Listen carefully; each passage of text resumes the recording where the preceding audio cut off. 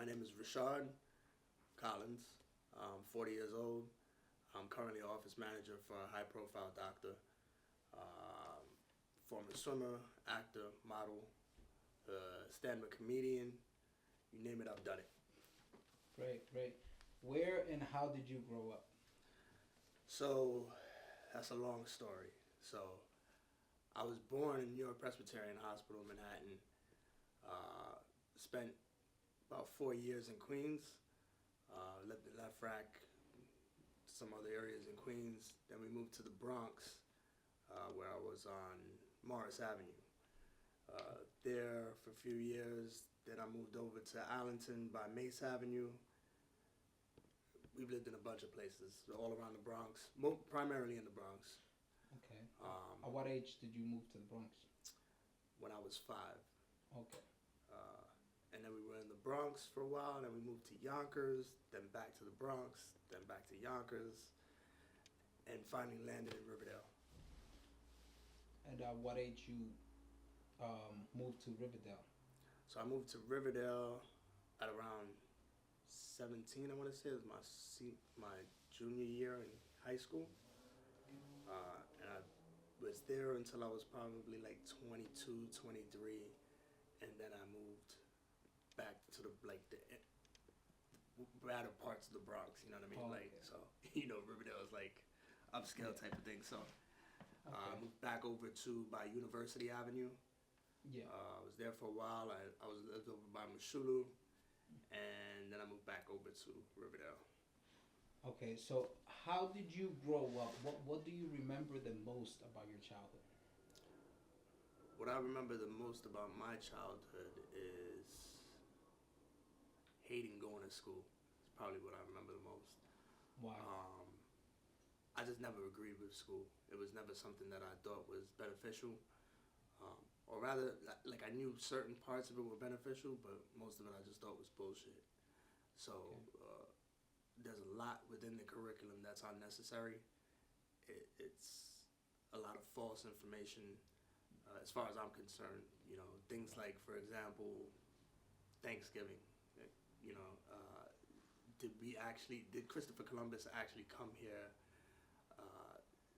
invade people's land, and then everybody just sat down and had lunch? You know what I mean? Does that make a lot of sense to anybody? Right. It doesn't to me, and I've felt that way since I was younger. And so a lot of the things that they taught within school just really irritated me, and I didn't care to learn them.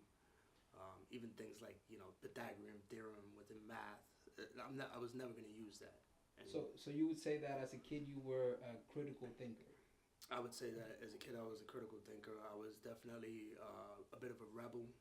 Um, I wanted to do my own thing. I wanted to be homeschooled since I was nursery school. I complained with my parents. I wanted them to homeschool me. Of course, they didn't have the money to do that, so Okay. I had to go to school. How much do you think it costs to homeschool a kid? To homeschool a kid, I really have no idea, to be Okay. quite honest with you. But, that's not something that I was thinking about when I was Right. No, of 4 or course. 5 years Yeah. old. It was just like, this is what I want. Yeah. When we're kids, we just Yeah. want what we want. Exactly. I get it. I And understand. the Yeah. other thing was that I grew up around a lot of older people, older white people, to be honest. And so it was difficult for me to interact with kids my age. Okay. My vocabulary was, a little bit better than kids my age, and I see. I just didn't know really how to interact with them, all the playing around and hands. I wasn't raised with that, so I didn't want to. I see. I didn't want to be there. So did you hang out with kids older than you or I didn't really hang out with kids, period. I was the only child, and my mom was very protective. So I was kind of sheltered. She didn't allow me to go outside. I see. Until maybe like 10 or 11 was when I started hanging out like with kids from the building and stuff like that. But other than that, it wasn't really something where I had like, friends come over and stuff like that with how regular kids do. Right. Do you think that you being sheltered as a kid affected you in any I way? think me being sheltered as a kid, it did affect me in several ways. So one of the ways that it affected me was that um, when I did interact with kids, like when I got to high school, actually before that, when I got to middle school, I want to say, let's rewind it even more. Probably when I was like in third or fourth grade, I started to interact with kids from the upper level public school where kids aren't as innocent as they are in nursery school. So now you're dealing with the badasses, and Right. so I didn't really know how to fend for myself. You had like the bullies and stuff like that, and I was kind of like just lost in the sauce. I really didn't know what to do about that. So it took me a while to Right. Right. structure myself around all of that. Right, right. So yeah, so like at the age of 11, you started hanging out with other kids, and then you encountered some issues that toughen you up. I would say, right? Yeah, I mean, even when I was younger, all of the incidents that I encountered toughened me up. So, I mean, I have tons of things. When I was in, let's say, first grade, I was in school. I was being bad. I always spoke back to the teachers. I always had something to say. And teacher got pissed off, left me in the classroom, went out to recess. And while they were out at recess, there was a fire in the school. I was stuck in the school under the table. So I ended up getting kicked out from that school.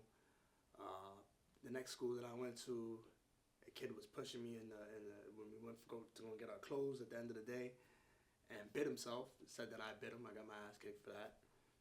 I think it was like second or third grade, playing cops and robbers in the back in the recess hall. Ended up bumping into a kid. Actually, I'm sorry. We were playing cops and robbers, and I pulled up a stick, it's like a baton or something like that, Right. and stabbed the kid in the eye. He's blind probably to this day. Wow. But it was an accident. I also ran into a kid, got my tooth stuck in his head. So 13 different schools in my life. 13 different schools. 13 different schools. Wow. And let's say 10 of those schools were before high school. So because I only went to one high school, and I went to 2 different colleges. Okay. Wow. Wow. Yeah, so it was eventful. I got kicked out a lot, expelled, suspended. Right. I was a little bit of a badass. And what did you like the most about your childhood? Most about my childhood, I have to say, is looking at it from today's perspective. I want to say that I experienced some original things. Some of the purer parts of life, quarter waters, and people in the streets, and people who are doing things that were natural rather than now where everything is technology based, and common sense is not so common anymore. Prices are not reasonable, so I'm glad that I got to experience that as a child, and people who are a little bit more real. Right, right. Do you think that? Because I think that the way society is now, where everybody's hiding behind the screen, I think that has affected many people. Do you think that has affected you too?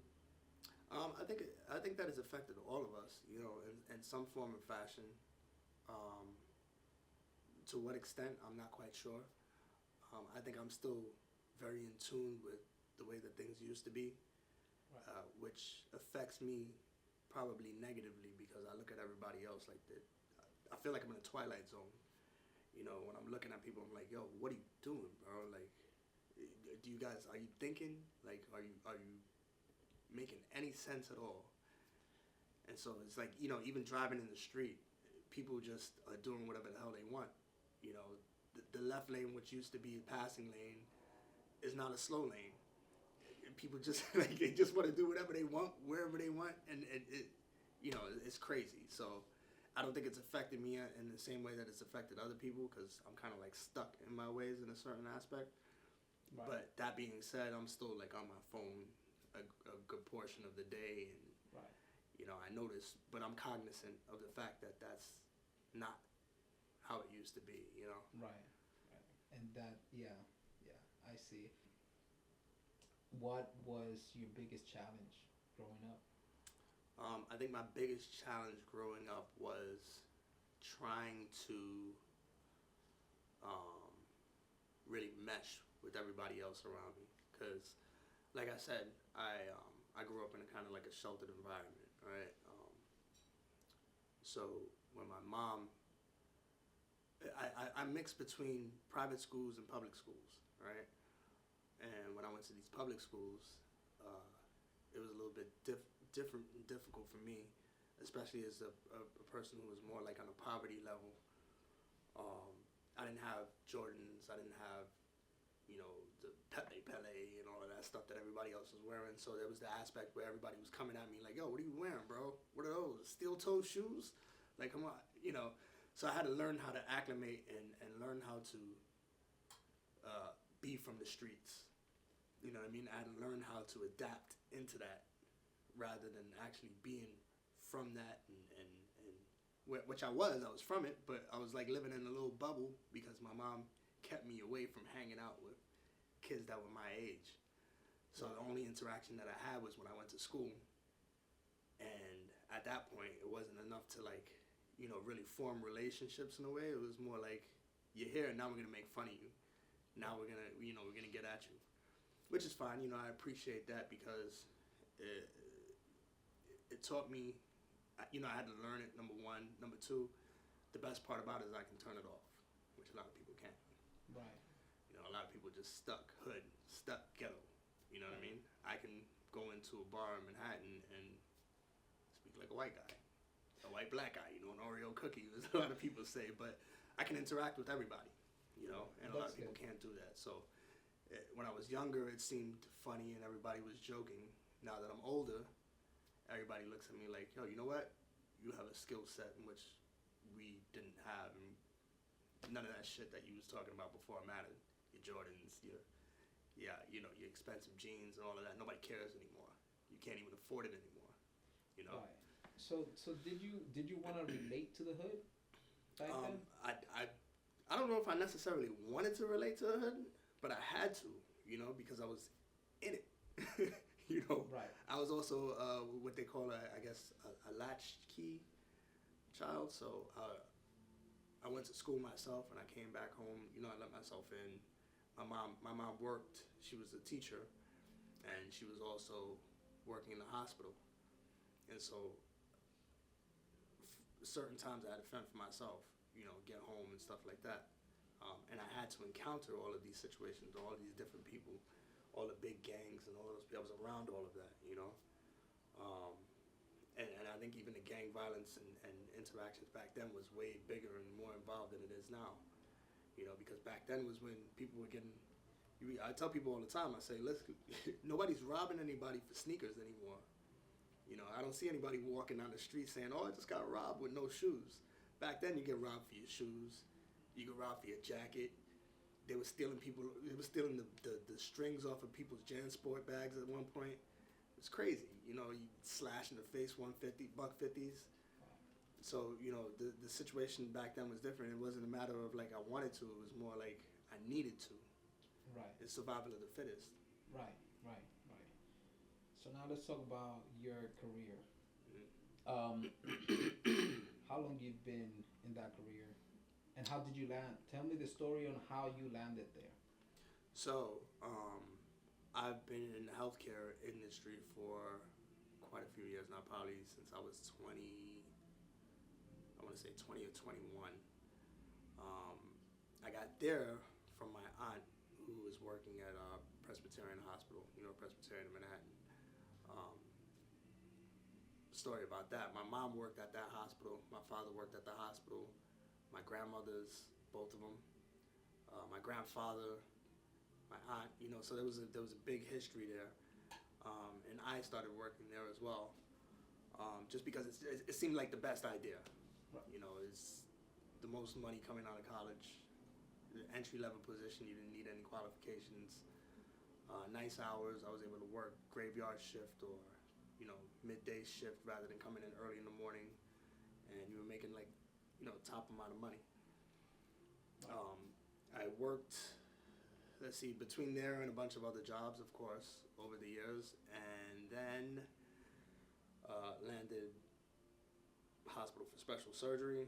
I was working in the authorization department. I did a bunch of different things there, and after a few years, I tried for office manager for this private doctor, and that's where I landed. I did purely by luck. And how long you been there for? I've been with him now for 2 years. How do you like your job? It's a great job. It's a great job. Tell me paid how. good money.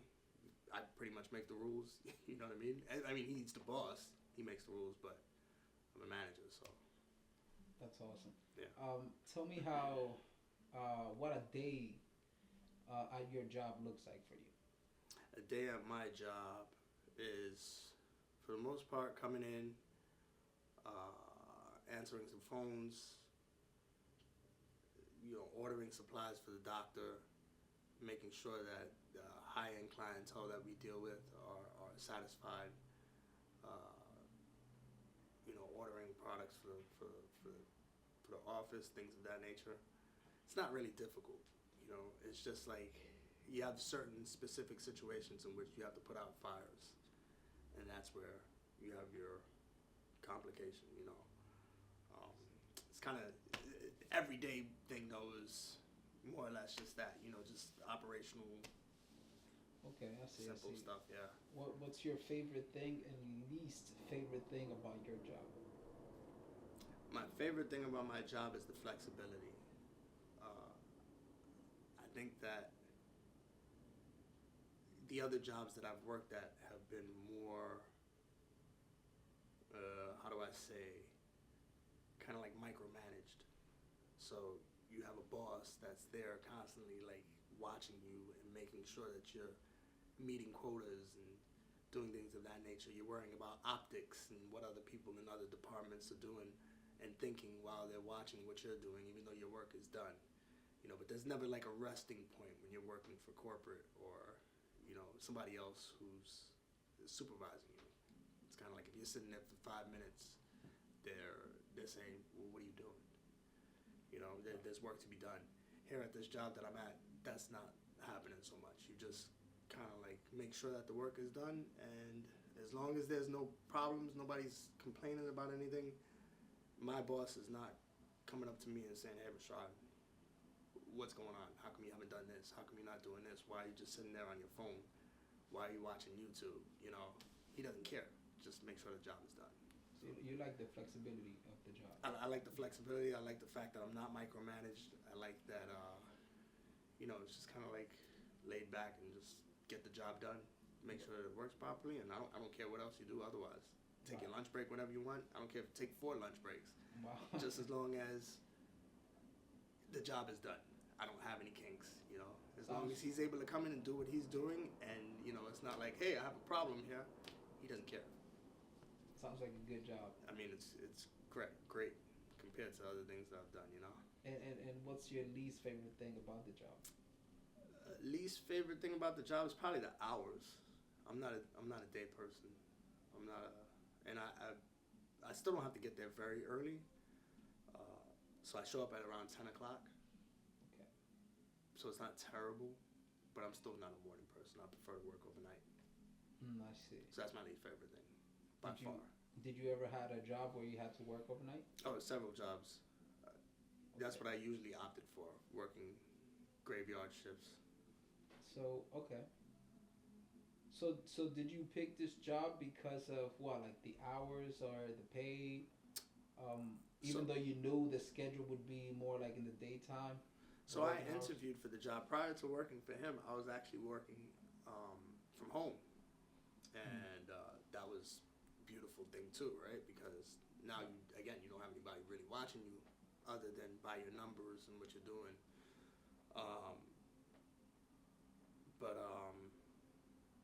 What ended up happening was the position opened, and I'm always looking to grow and advance. Right. And that got posted, and I said, you know what, let me go for the interview and see what happens. I don't have the qualifications for it. I didn't think I was going to get it.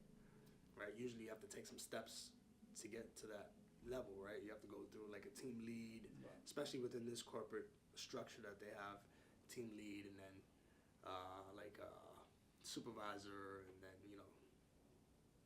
different walks along the path.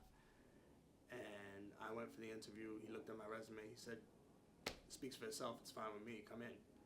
First time I turned him down. I said, "No, it's okay. I don't want the job." Right?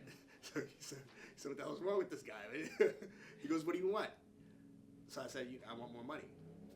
He's like, "How much more money do you want?" I'm like, "Well, this is how much I want." And he said, "Okay, fine." So I said, "Yeah, I still don't want the job." I turned around 3 different times, because I really wanted to continue to work from home. Right. And again, I hate working during the day, so I didn't want to come into work early in the morning. But after the 3rd time, when he kept meeting all of my requirements, I was just like, you know what, let me stop playing around with this guy and go in.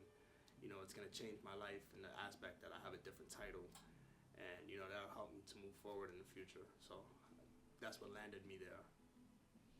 I see. All right, this question is random, because I really thought about it. Mm-hmm. I think it's something you said reminded me of that time, so I'm gonna really ask you. It is now March 2020. Mm-hmm. The government is shutting down the streets, is like telling everybody to stay at home. What is happening in your life around that time? Around COVID time at the beginning. So it's funny because I actually saw COVID when the whole thing was happening in China. I saw it on Facebook, which I've since then eliminated. I don't have Facebook anymore. But when I saw it, I knew that it was a very real thing. I said, it would be one thing if, it was a couple of people. There's people passing out in the street and dying. This is very real, and it's going to get everywhere. And I told people this, and people looked at me like I was crazy. And I said, you have to, look at the realisticness of it, And so I started really preparing for it at that point, when nobody knew about it actually here in the United States. I had contracted COVID earlier than it was here as well, and went to the doctor, and they gave me like a Z-Pack, and I told them, look, this is not good enough. I've had chronic bronchitis in the past, and I know that even for bronchitis, it's not going to work. I need something a little bit stronger. They said, hey, you go with this for a week or 2 and then come back if anything. Within a couple of days, I got worse. I went to urgent care. I said, listen, I think I have COVID, which at the time they were calling coronavirus, right? Right. They hadn't even thought of that word, COVID. And she goes, fine, I'll give you whatever it is that you need. You know your body better than anything. But she goes, COVID is not, coronavirus is not here. And I said, well, this sure as hell feels like it. And anyhow, getting back to the subject, like I said, I was super prepared for it. I had gone to the supermarket way beforehand. I was advising other people, go and buy canned goods, go and buy all the water you can, go buy everything, stock up. I thought it was the end of the world. Wow. I had bought the I-95 masks. This was before anybody started rushing to go and get them. So by the time, I think you said, 2020? March of 2020. That's when the lockdown happened. Okay, so by that time, I was already fully stocked. I had no worry in the world. And I had already started thinking to myself, something's fucked up as far as the government is concerned, and this is actually not as big as it should be. So by the time everybody started to think this is huge, I was already dumbing it down and saying this is not as big as it should be. We should not be wearing an I-95 mask. It's not like, a huge deal. So how did you go from first seeing it in China and worrying, preparing, because you see how bad it is out there, and saying that, hey, this is gonna spread everywhere, to then saying this is not as bad as it looks, or as bad as they presenting it to be? How do you go from that to that? Well, so I was working in the hospital, right? I worked in the emergency room at the time. And I was watching people come in with it, and I was watching the rhetoric used by listening to the rhetoric used by the CDC and all of those different people, and a lot of it just seemed like a flip flop, and it was just completely unrealistic. So, me working in the healthcare industry, I know that in past times, any respiratory virus, right, you would wear a mask to protect yourself, not to protect other people, right? Let's start even before that. This guy, what the hell was his name again? The CDC guy, I forget his name. Fauci, there you go. He was talking. He was saying that it's not an airborne virus. Anybody in the healthcare industry knows that anything that's respiratory is airborne. Period. Wow. So if you're the head of the CDC and you're flip-flopping saying that it's not airborne, now I'm like, okay, something's up, right? Then he came back and said that it is airborne, right? Then he's saying something else that I know that is not true. Wear mask to protect other people and to protect yourself. It's bullshit. Years prior to that, you know how many respiratory viruses there have been that have circulated for all of these years, the flu and all of these different things. You wear the mask to protect yourself, not to protect anybody else. You know what I mean? And anybody who has any type of extreme respiratory infection is held within a negative pressure room. Otherwise, you can't contain it. Everybody has it then at that point. So the precautions and everything that they were taking and everything that they were doing, it was just like, okay, you guys are overkilling it. Something's wrong. You know what I mean? Now I know that you guys are just doing this for whatever reason. What do you think that reason is? Money. Money. It's all about money. But why take it to such an extent just for money? I mean, throughout history, everything is taken to all sorts of extents for money, right?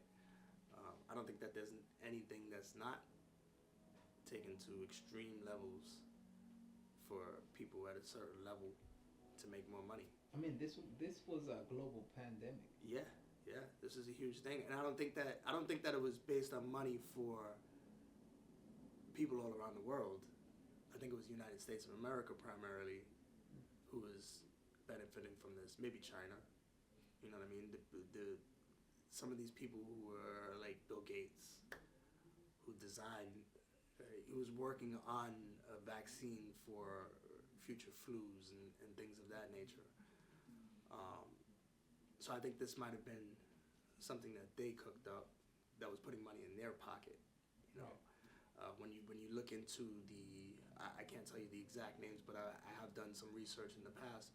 When you look into the names that are affiliated with the virus and with the vaccines and the things of that nature, it's all of these big top hitter names who we've known who are excluded from, you know what I mean? These people are also included in facilities like prisons, right? You know, which are generating money. And do we really need to be locking up the amount of people that we lock up for the things that we lock them up for? I don't think so, you know. But this is how they continue to make money, you know. The problem is that nobody pays attention. Nobody pays attention. It's just, they just do whatever it is. They're like sheep, you know. And so everything that this government does is subtle, systematic. Right. Every single thing. The same thing that they did with the Easy Pass. You know, how they bring the Easy Pass in. And they say, oh, well, you know what? It's an option. You can use Easy Pass. And then all of a sudden, no more tolls now. Now you have to use Easy Pass. And now if you don't use Easy Pass, we're going to fine you. Take that another step, right? Now we have the speed limit, right? The speed limit goes down to 25. It's not like they said, oh yeah, well, you know what? This is going to stop people from dying. How about you guys bring it down to 30 first to see if that helps the accidents? Maybe people won't be getting hit as often, right? Instead of just going drastically from 45 miles an hour all the way down to 25 miles an hour. Why did they do that? So now you can put up cameras and you can make money off of people driving over 25 miles an hour. To then now you can use those cameras and charge people congestion pricing. So then you could take that easy pass now and start penalizing people for not having easy pass and charging them fines for not using the easy pass, for congestion pricing, for the tolls, for everything. You know what I mean? That is very interesting. I think I do agree with you on a lot of that. I think majority of it, if not all. Yeah. I really do, because those are things that I also think about.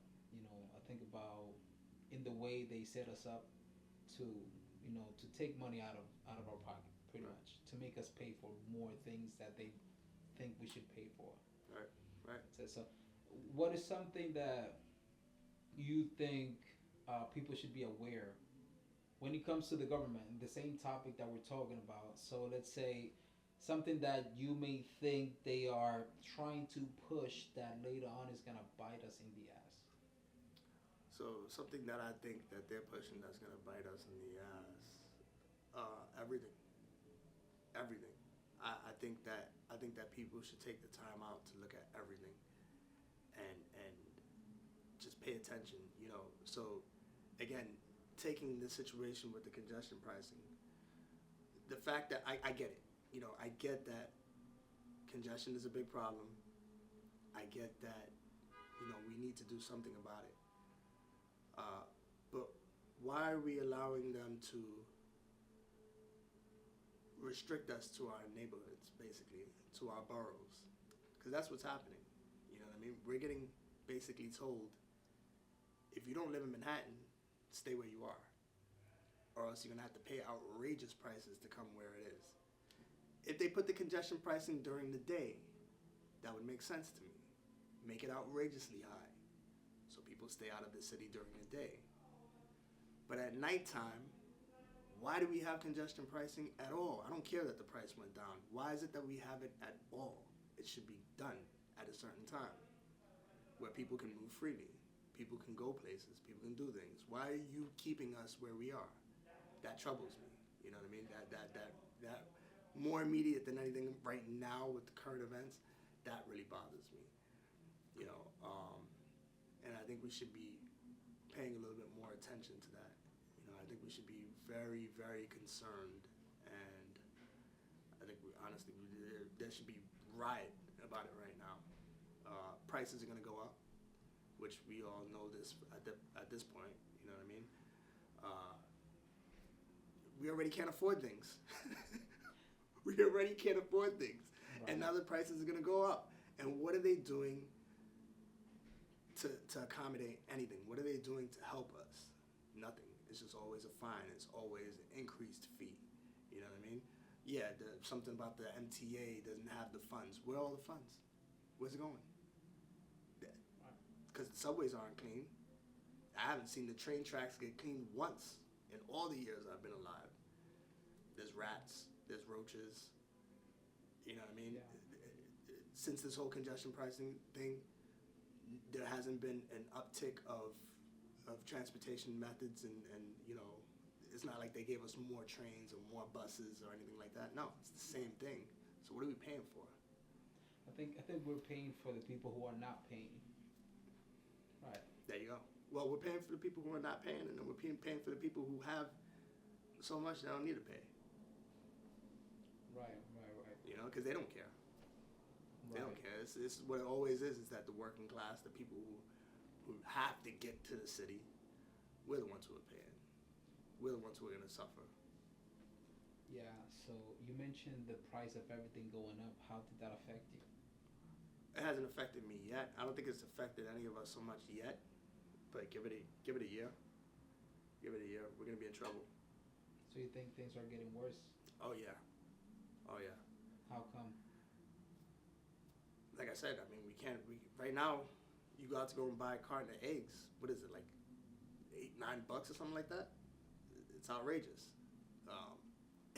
And miss the fact that we're not even buying real food.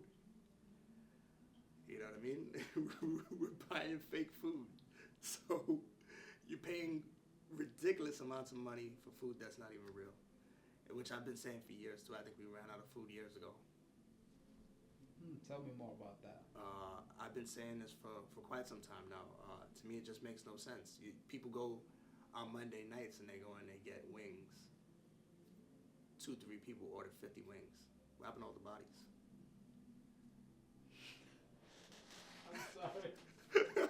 I'm just saying, like, you ordered 50 wings, right? What happened to 25 chickens? Have you have you ever bought 25 chicken carcasses at a supermarket? I haven't. Right? Do they ever just sell the chicken with just the chicken body, no legs, no wings? You know what I mean? I've never seen that. Maybe they use it to make chicken nuggets. Maybe they use it to make chicken nuggets. Maybe. I mean, that could be right. But I mean, on that scale though, so you have 2 people who order 50 wings. We're talking about thousands, millions of people around the world ordering wings on a Monday night. Where the hell are all the chickens? Right? Chickens would outnumber us if we had that many chickens to have that many chicken wings for people. To me, I mean, that's how it seems to me. Right. We're talking about probably, I don't know the numbers, but maybe billions of chicken wings on Monday nights.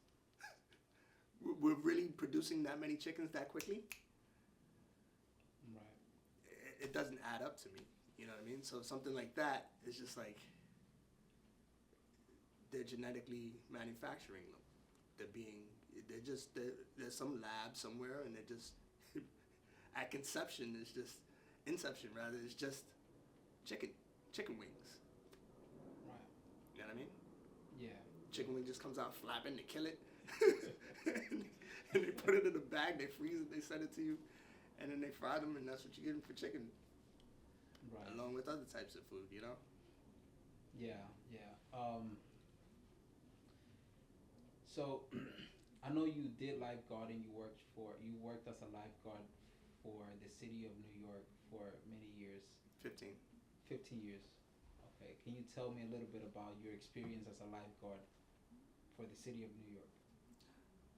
So my experience as a lifeguard for the city of New York was a beautiful experience. It's probably one of the best experiences I've had in my life, to be quite honest with you. I built a family there. Of course, my work ethic was crazy, so I went to work, and while I was there, I did my job, but I would call out all the time. But I loved it there. Everybody, from the day that I started, everybody was always inviting. It was always family, everybody. We had any situations, we were always there for each other. Years later, till now, still connect with everybody, and a lot of people. And it's like, we're all cool, So it's a beautiful experience. When I started my first year, I had an incident where somebody drowned. Actually, they didn't drown, I'm sorry. They had a heart attack. And that was like I want to say my 4th day sitting on the chair by myself. The guy had a heart attack in the water. And that was a crazy experience. One of the senior guards, he was there, he's whistling at me. The supervisors are running down, yelling at me.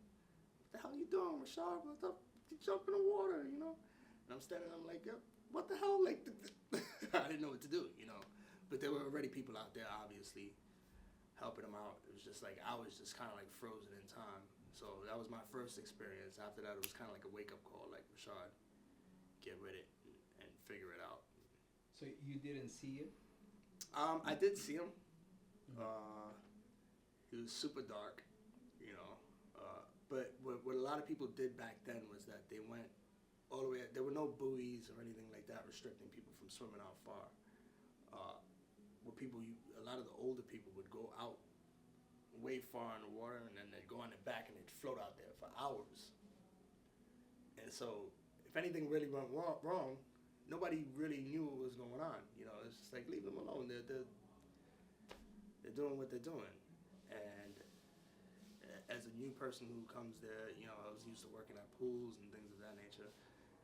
I wasn't looking for anybody having a heart attack. Nobody was. The guard who was sitting next to me, he'd been there for 20, 30 something years, and he had no idea that the guy had the situation that he had, which is, in the end of the game, not game. Let me change that word around. At the end of the day, they ended up going to litigation for that, and doing investigations and things of that nature, and they ended up saying, well, the guy was out far. Number one, number two, he was drunk. Number three, he had a heart attack and didn't drown. So there was there's no way that we would have been able to determine that the guy had a heart attack. Right. If he had dropped under the water and drowned, that would have been a different story. But yeah, that was one of the more traumatic experiences that I had at the beach. Other than that, I mean, it was, like I said, a beautiful experience. What did you like the most about it? The camaraderie, the people, building family and friends, and just having a place to go where you knew you felt accepted, and everybody, even if you wasn't accepted, you wasn't cool with everybody like that. Like, I wasn't really like a social person. I didn't go to outings with the lifeguards and things of that nature. I felt secure. I was there. I knew that if anything happened to me, everybody there had my back, because it was an untold, thing that you just did.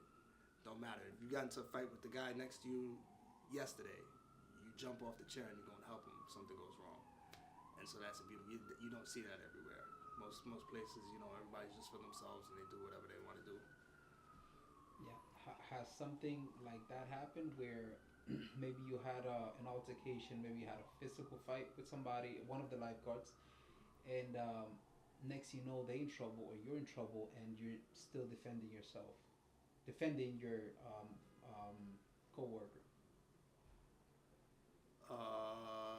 I'm a little confused on that one. Give it to me. No, like, so you mentioned how you liked how comfortable you were there, right? And the fact that you felt secure to the point that it didn't matter if you, let's say, maybe you and the lifeguard next to you didn't like each other, right? And something happened where he got into a fight or you got into a fight, but you went to the aid of that lifeguard, or he came to the aid of you. Right. In the fight, has something like that ever happened? Oh yeah. Tell me a little bit about it. I mean, that had to be maybe like my 5th year or 6th year. I had an issue with it was the first time that I had an issue with one of the guards.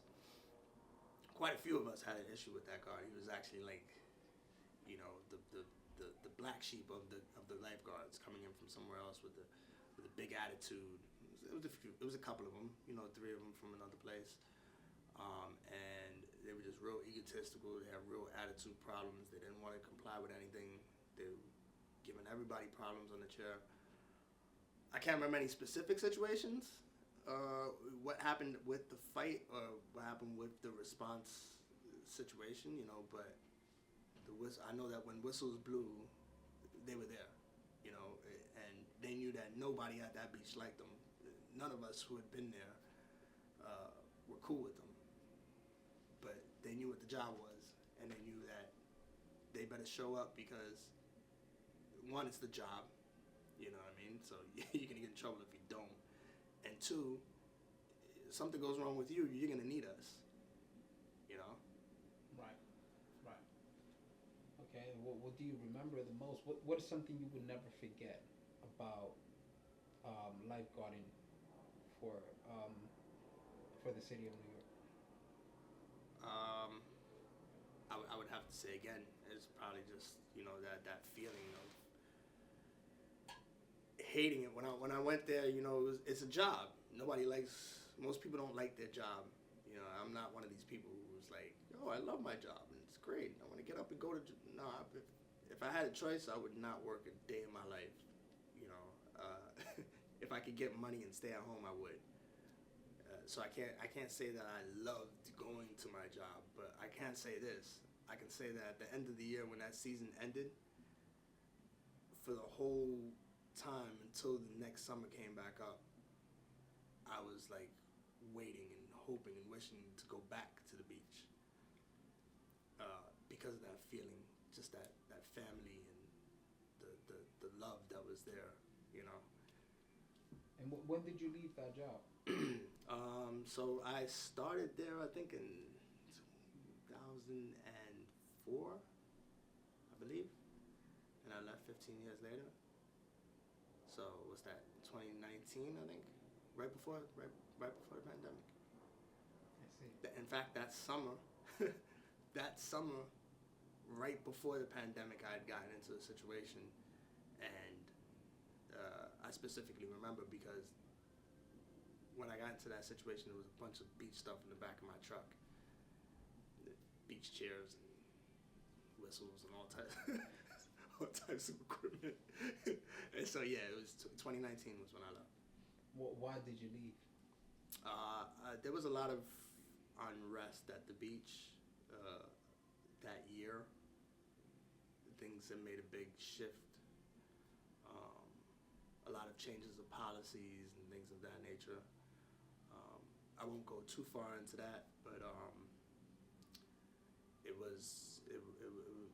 were big changes, and I didn't appreciate it. You know, these were things that I had spoken about for years. That I had warned supervisors there, and I told them, hey, you know what, things here aren't right.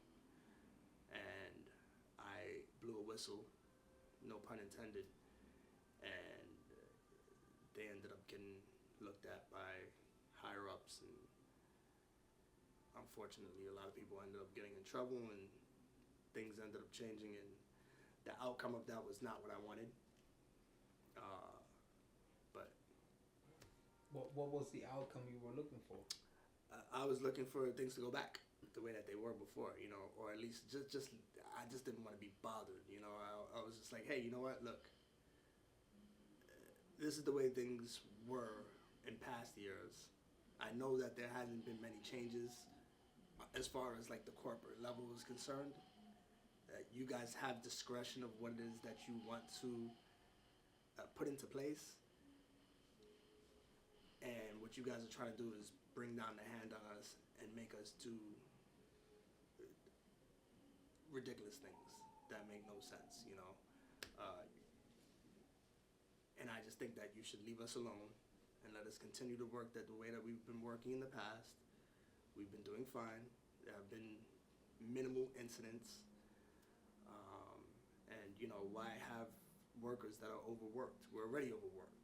You know, just mentioning one of the things, like, that beach is the only beach within New York City where we carry a 150-pound chair up and down the beach all day long. Where I understand that we signed a contract that says that, you know, we're okay and physically able to do strenuous work.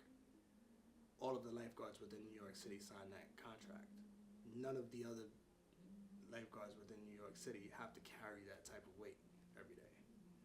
You know, so I think we were privy to a little bit more leniency than other places. And I think that was left to the discretion of the higher ups at our specific location.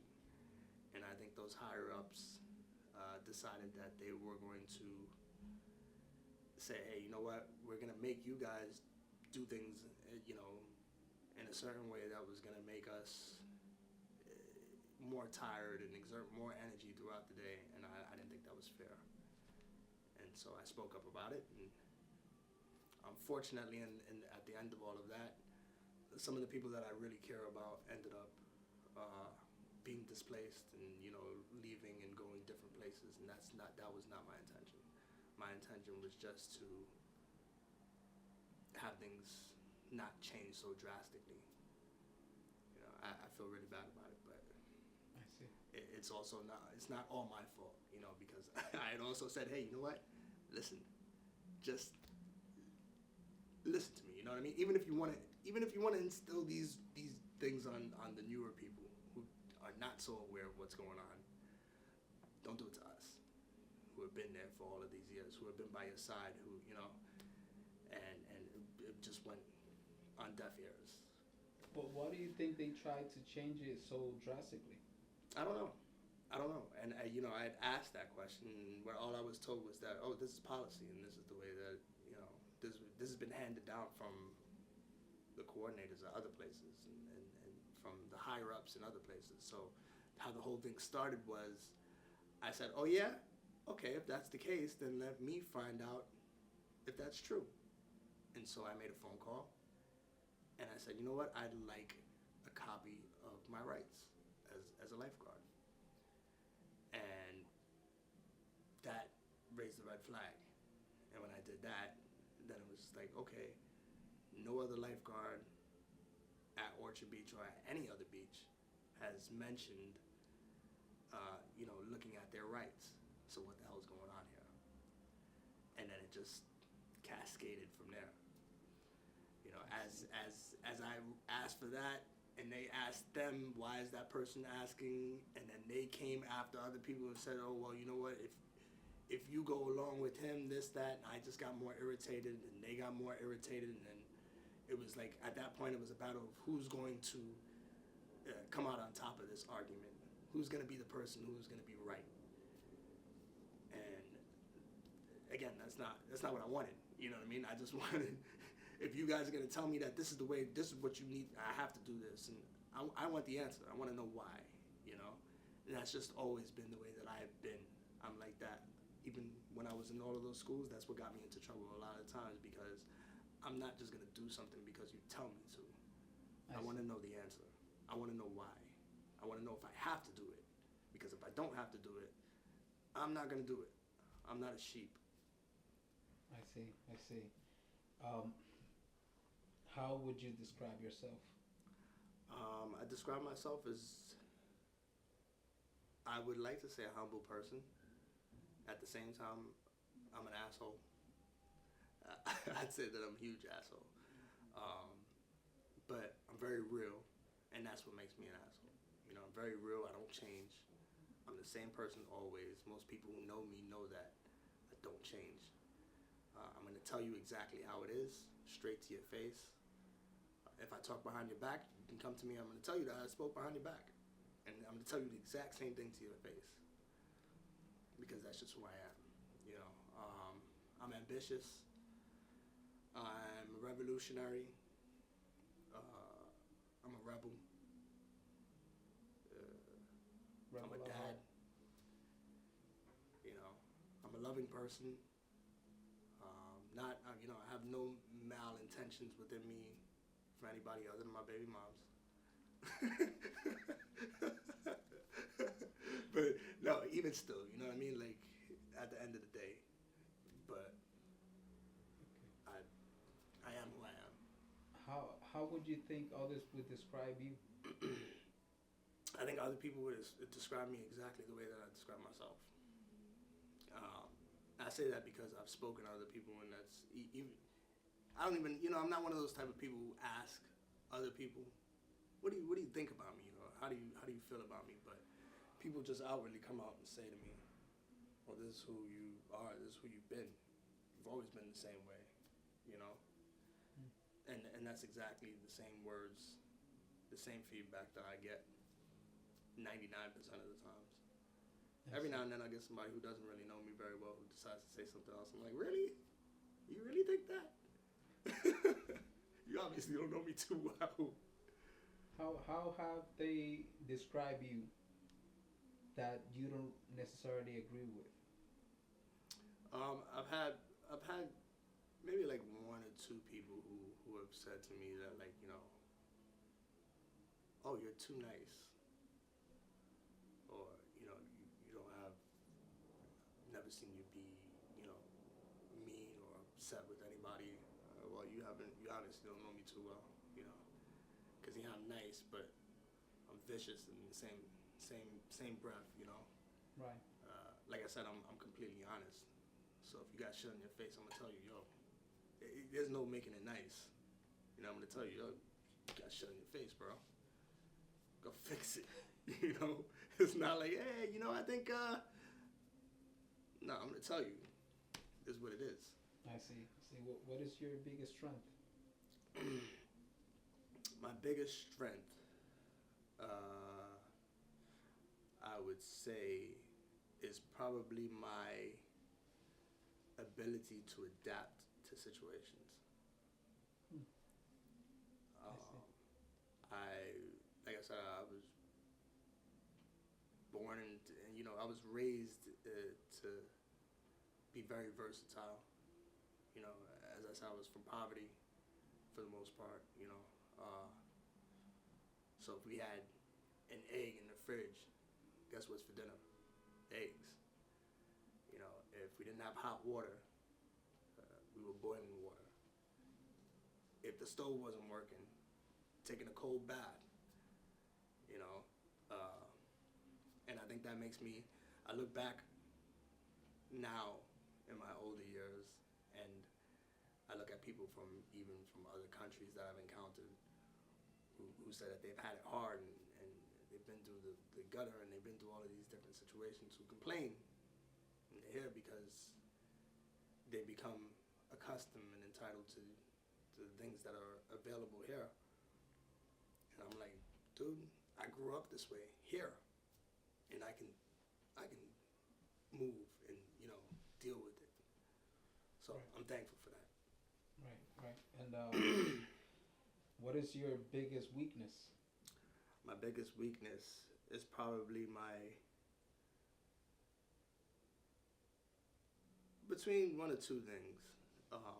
It's either my inability to let things go, hold grudges, or it could be that I, in the past, have seen or maybe not seen the good things in people, but giving people a chance to be nice people and not looked at the possibility of the bad things first.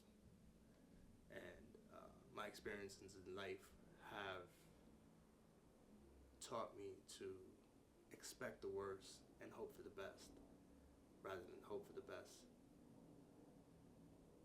and then get shitted on.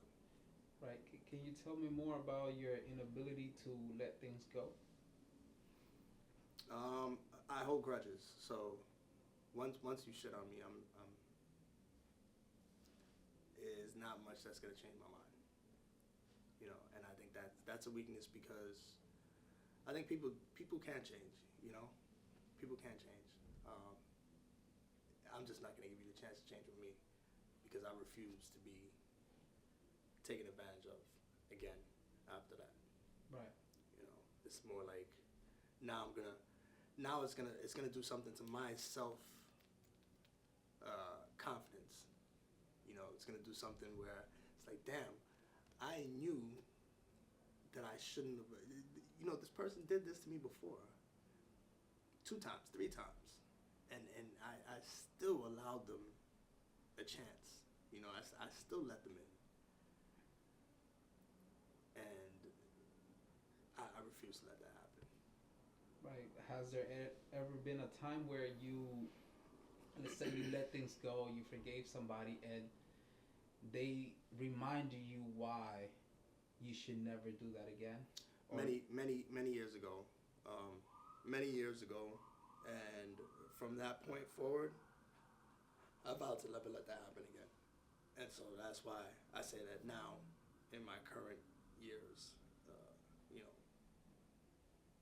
that's probably my biggest weakness, is that now I built such a wall from those experiences that I refuse to let that happen again. So yeah. You know what I mean? I see. Are you currently in a relationship? Currently, no. When was the last time you were in one? As within calling somebody like a girlfriend? Yeah, it's not official. Your parents know her. Your kid know her. I mean, I wouldn't say that official, right? I would say that for me, like, official is like, this is my girlfriend and I don't know, man. That's a difficult question. I don't know. I mean, I guess I have been in relationships recently, maybe. uh, but nothing that's really been that serious. That's lasted more than a year or two. You know, I would say. So that's what I would call a serious relationship. Something that, where you've been with somebody for a year or 2, 3 years, and nothing like that. No, people that I've met up with on, within 2, 3 years span of time or 4 years, we've, had like a relationship, but not like a girlfriend boyfriend sort of thing. I see. Fine, but not like a committed relationship. I wouldn't say. Okay. It's been years. What was your longest relationship? Probably 2 years. 2 Probably, years. if that. Yeah. Like I said, serious, committed relationship, in which I would call somebody like my girlfriend. Okay. Yeah. All right. This is good. What is your passion? My biggest passion is music. Okay. How did you discover it was your passion? I discovered it was my passion probably because it's just always been something that I've, identified with. So even as a child, right, as a baby, lullabies and songs that you hear on the radio and things that you hum, like this has always just been with me, always been in the background of my mind, music playing, As I've grown older, I've always sang, and whether it was good or not, that's one thing, but I've always identified with music. I've always listened to music. When I had hundreds of CDs when CDs were out and tapes and things like that. And music has just always been something that I've identified with and loved. What song describes you the most? That's a difficult one. I've never even thought of that, to be quite honest with you. I don't know.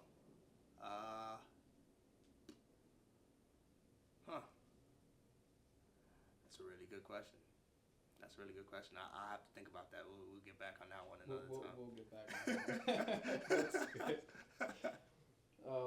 What are you most proud of? My son. Most proud of my son. That's me. my biggest accomplishment. Tell me more. I mean, who can say otherwise and be speaking the truth if they have a child, a second version of you, another chance to do things differently and impact the world in a positive way, to see, just yourself again. What do you like the most about your child? Everything. There's no one particular thing, I can't.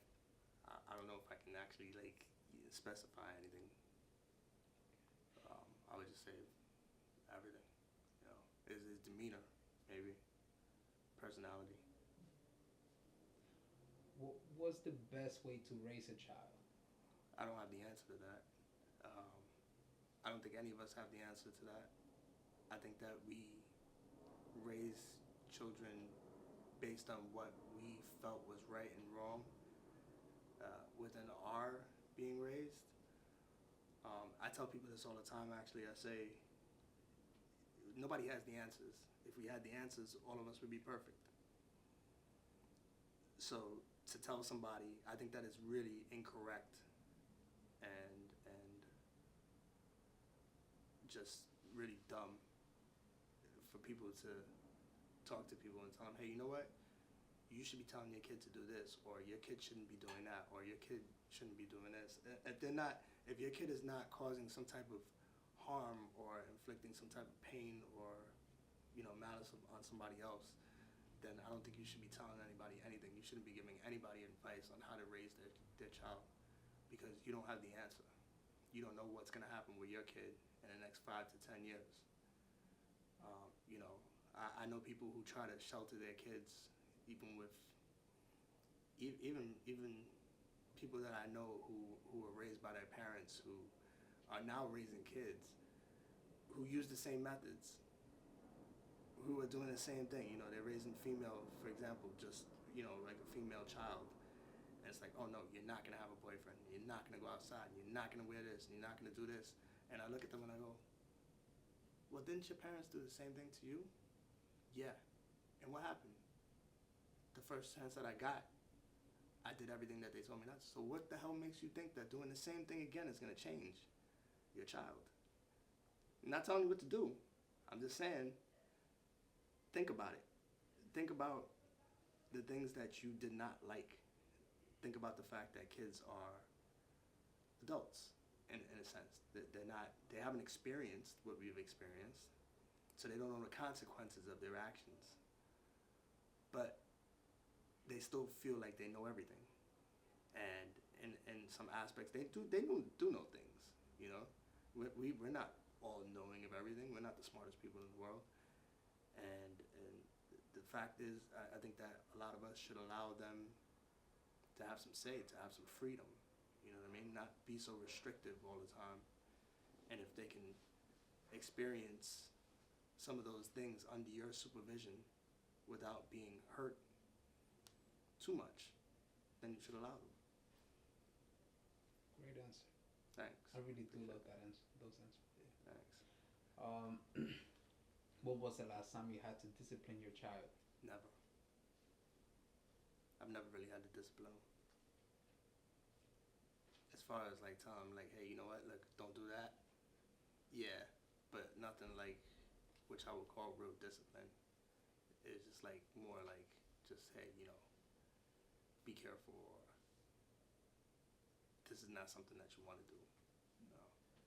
I see. What are you least proud of? As far as Just in general. just in general, I would say I'm least proud of the path that I took in life. I think I could have done better. How I think so? that trying to go against the system, I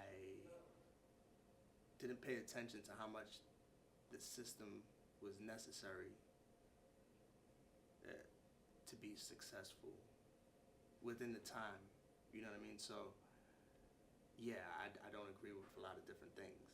I don't agree with school completely in the way that things are run. And because of that, I was rebellious against it, and I decided that I wasn't going to do, you know, get super high grades, and I wasn't going to go to school, and I wasn't going to finish, and I was, you know what I mean, finish with the college degree and all of those different things, because it was unnecessary. But I didn't notice that it was going to be so detrimental in the later years of life, you know. And so this is where not listening to people bites you in the ass, you know. And I've always been a person who I learn by experience. I can't, if somebody comes to me and tells me, hey, you know what, Rachard, don't do this because blah, blah, blah, blah, blah, and I've been there before, well, you know what, this is my life. Just because it happened to you doesn't mean it's going to happen to me. I got to experience it. I got to experience. I got to feel. You know what I mean? And so I think that's hurt me a lot as far as economic standing. I still believe what I believe. I still have my views. But I could have also had a college degree so that I could have been able to survive within this system a little bit better. You know, because even though I want to be against it, I don't want to be living on the corner either. So in some aspects, some ways, I have to comply, right? Because just me fighting against it and doing whatever is not going to get me anywhere. I can't be homeless. All of us have to comply at some aspect of the system. Martin Luther King, Malcolm X, Tupac, all of those people, as much as you go against it, as much as you say that it's bullshit, as much as whatever, some part of that social structure you had to fit into and comply with in order to make money, in order to survive. And now that you mentioned Tupac, Malcolm X and Luther King. Um, it doesn't have to be any of the three of them, but which historical figure inspired you the most? Um, it's funny because you know I didn't really know anything about Tupac until I got to high school, and at that point I noticed that a lot of the things that I had been thinking and saying over the years, he'd voiced in a lot of his interviews and things that he was saying in his songs. And so I don't think I was really so much inspired by his prophecies and the things that he said, but I think that it added more fuel to my fire. You know, uh, I don't really. It's difficult to say that I was inspired by anybody because I feel like I was inspired by myself. It was just something that's born within myself that's always pushed me and always given me this drive against certain things. And you know,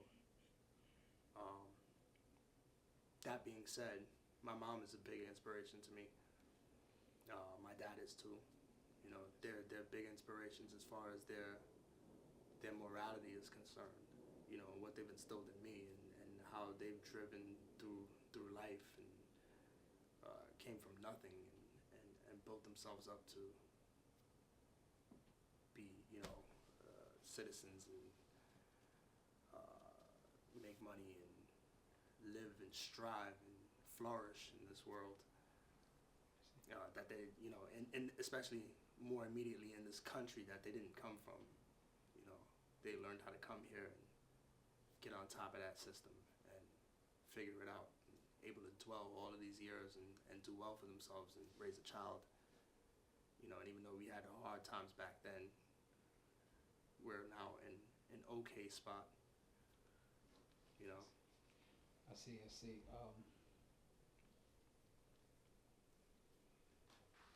What advice would you give your younger self? Shut the fuck up. Shut up. You know what I mean? It's not always. I think that sometimes it was always for me. My younger self was always. You're gonna hear me. You're gonna hear what I have to say, and I'm gonna make sure that you hear it, and I'm gonna do it now. And I think that time has taught me and experience has taught me that people can still hear you, but it doesn't always have to be at that moment. Sometimes you have to sit and you have to think about, all right, when is the perfect time to do it? When is it going to be the most impactful? And yeah, you could still make that big explosion that you want to make, pause, but you want to make sure that it's the right timing. You know what I mean? You don't just want to. The teacher comes to you and says, yada yada yada whatever, and then you just bark back, and now you're in trouble. Why not just wait for a couple of, wait for a couple of days or a couple of days, write something out or show her in another way that that she was wrong, make her look stupid without really using your words. And I think that's what I would tell myself. And I think that a lot of other things will fall into place from me doing that. Just learning to, hey, you know what? Sometimes take a step back and just look at the consequences of your actions for a second. I see. And I think that would have had an influence on everything in my life. I think it would have had an influence. Like, hey, you know what? Yeah, you don't agree with this concept, but where's it gonna get you later? Right. You know. And last question would be, what advice would you give the youth of today, Tom? The advice that I would give to the youth is, and this one's a good one, because I think where we need to go is, and this sounds crazy, but I think everything needs to get ripped down. I think genocide is the answer. That sounds crazy. I know it does, but you know what? This system that we've been living in, it's not changing. You know what I mean? And the only thing that's ever changed anything in history always comes with what? What do you mean? What do you mean? Genocide is the answer. Genocide is the answer to changing customs, to changing policies, to changing laws. Genocide against who? Genocide against the government. You have to specify, my friend. Just genocide, just complete. I don't think genocide has any. Maybe not even so much the government, just genocide in general. Like, you know what I mean? Like, if things go crazy, and nobody has control, somebody has to look at what they did wrong. Somebody has to say, hey, you know what? Whatever it is that we thought was working to keep things in line is not working. It doesn't work anymore. So now we have to go back and rebuild everything and think about what it is that's going to get these people back in line. Because the policies and the laws and the customs of 1825 is not the policies and the customs of the people right now. This is not what we, you know what I mean? It doesn't match. It doesn't. Okay. And I think that a lot of the youth right now are starting to wake up. I think they're starting to notice that. And that's why they're saying, fuck the cops. You know what I mean? I see. Fuck the teacher. Yeah. Fuck everybody around me. I'm going to do what I want to do. You know what I mean? That's why there's no control. And I think that it's terrible, but I think it's necessary. Like I said, it sounds crazy, but yeah. We've had no change. No, I see. And Martin, even rewinding back, I don't mean to cut you off, but rewinding back to Martin Luther King, Tupac, you know, all of these revolutionary people, yeah, they spoke a lot, and there was a lot that, but what's really changed? Certain things have changed, but not enough. Racism is still super alive. We still getting our asses kicked by the cops. You know what I mean? Like, what's really changed? Yeah, I see. Minor changes. Mm-hmm. Where's the big change? I think people are getting crumbs. Yeah. You know, right. Right now we're slaves again. You know what I mean? And this is not color slavery. We're not being enslaved by it's not like racial slavery. This is social slavery, economic slavery. You know what I mean? They're tying our hands behind our back. We can't do anything. We're struggling to live. Struggling. Yeah. You know what I mean? Why is it that we have to struggle when there's so much surplus of money here? Why is it that they sent $500 million to Ukraine and we can't get $100 million to save the people in California? That's a good question. Why is it that we have people who are starving in this country and yet we're giving millions of dollars to immigrants? Not that I think that we should not have immigrants.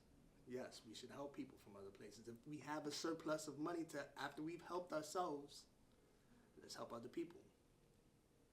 But how can you help somebody if you can't help yourself? So do you think that we don't need the government? I think that we need some form of government, but I think that I think that a lot needs to be changed. I think that we need to be a little bit fairer, and I think that we need to be a little bit more strict. You know, I think that there's some things that we're a little bit too lenient on that we don't need to be lenient on, like gender equality. I don't think that's, you know, fine. People want to identify how they want to identify, and I think we should protect those people as far as, like, they shouldn't be getting their asses kicked in the street. You know what I mean? But I also think that we shouldn't have to change policies just to agree with, you know, just to make them happy. That's unnecessary. You know what I mean? Right. That being said, I think that we have people who are murderers, who are rapists, who are pedophiles, who are getting let off easy. You know, they go to prison and they get 3 meals a day and they get TV, air conditioning, schooling for free. Why aren't they experiencing punishment for what they've done? People who are non-remorseful. You know what I mean? These are people who are not saying, hey, you know what? They just straight came out and killed somebody for no reason. Or they're out there abusing little kids just because they want to. You know what I mean? How come they're not getting their genitals chopped off? You know what I mean? How come people who are stealing habitually are not getting their fingers chopped off like in other countries? And then let's look at the crime rate in those other countries and the crime rates here. Right. You know what I mean? Yeah. It's just equal. You know what I mean? When you look at it, it's just like, all right, they have zero crime rate over there. Why? Because if you do something, you're gonna meet the consequences for your actions. Here, the consequences for your actions are nothing. You know, you should be watching. You should be cognizant and paying attention to the lights and the cars in the street. Why? Because the cars can kill you, right? So you should be watching where you walk. And if you get hit, they shouldn't lower the speed limit. No, you should watch where you walk. Why is everybody suffering now because your kid ran across the street when you should have been minding your kid? You know what I mean? I see. Yeah. Why? How did your kid get in the middle of the street to get hit? Why weren't you holding their hand? Right. You know what I mean? And now everybody has to drive 25 miles an hour because of your kid? It's crazy to me. You know what I mean? Yeah, I think whether it's 25 or 35, if a kid